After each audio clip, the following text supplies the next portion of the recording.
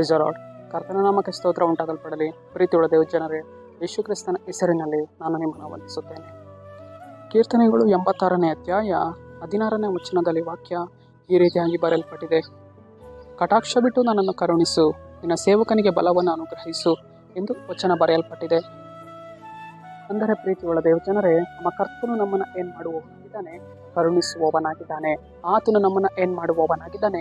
ಬಲಪಡಿಸುವವನಾಗಿದ್ದಾನೆ. ಪ್ರೀತಿಯುಳ್ಳ ದೇವ ಜನರೇ, ನಮ್ಮ ಜೀವಿತಗಳಲ್ಲಿ ಎಷ್ಟೋ ಸಾರ್ತಿ ನಾವು ಬಲಹೀನರಾಗಿ ನಡೆದು ಹೋಗ್ತಾ ಇರ್ತೇವೆ. ನಮ್ಮ ಮಾರ್ಗಗಳಲ್ಲಿ, ನಮ್ಮ ಕುಟುಂಬಗಳಲ್ಲಿ, ನಮ್ಮ ಕೆಲಸದ ಜೀವಿತಗಳಲ್ಲಿ ನಾವು ಎಷ್ಟೋ ಸಾರ್ತಿ ಬಲಹೀನರಾಗಿ ನಾವು ನಡೆದು ಹೋಗ್ತಾ ಇರ್ತೇವೆ. ಆ ಬಲಹೀನರಾಗಿರುವಂತಹ ಸಮಯದಲ್ಲಿ ನಾವು ಕರ್ತನ ಸಮ್ಮುಖಕ್ಕೆ ಹೋಗಿ ಪ್ರಾರ್ಥಿಸಬೇಕು. ಕರ್ತನೇ, ನನ್ನ ಜೀವಿತದಲ್ಲಿ ಬಲವಿಲ್ಲ ಸ್ವಾಮಿ, ನನ್ನ ಕುಟುಂಬದಲ್ಲಿ ಬಲವಿಲ್ಲ ದೇವರೇ, ನಿನ್ನ ಬಲವನ್ನು ನಾನು ಆತುಕೊಳ್ಳಬೇಕು ಸ್ವಾಮಿ ಎಂದು ಪ್ರಾರ್ಥಿಸುವಾಗ ಕರ್ತನು ನಮ್ಮನ್ನು, ನಮ್ಮ ಕುಟುಂಬಗಳನ್ನು ಆತನು ಏನು ಮಾಡುವವನಾಗಿದ್ದಾನೆ? ಬಲಪಡಿಸುವವನಾಗಿದ್ದಾನೆ. ಅಷ್ಟು ಮಾತ್ರವಲ್ಲ, ಆತನು ನಮ್ಮನ್ನು ಕರುಣಿಸುವವನಾಗಿದ್ದಾನೆ. ಕಟಾಕ್ಷವಿಟ್ಟು ನಮ್ಮನ್ನು ಏನು ಮಾಡುವವನಾಗಿದ್ದಾನೆ? ಕರುಣಿಸುವವನಾಗಿದ್ದಾನೆ. ಕರ್ತನ ಕರುಣೆ ನಮ್ಮ ಜೀವಿತಗಳಲ್ಲಿ ದೊಡ್ಡ ಕಾರ್ಯವನ್ನು ಮಾಡುವಂಥದ್ದಾಗಿದೆ. ಕರ್ತನ ಬಲವು ನಮ್ಮನ್ನು ಉನ್ನತವಾದ ಕಾರ್ಯಗಳಲ್ಲಿ ನಡೆಸುವಂಥದ್ದಾಗಿದೆ.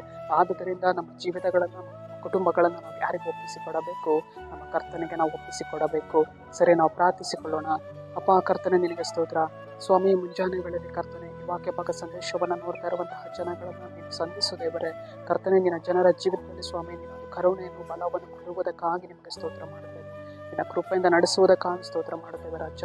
ನಜರೇತಿನ ಯೇಸುವಿನ ನಾಮದಲ್ಲಿ ತಂದೆಯಾದ ದೇವರೇ, ಆಮೆನ್.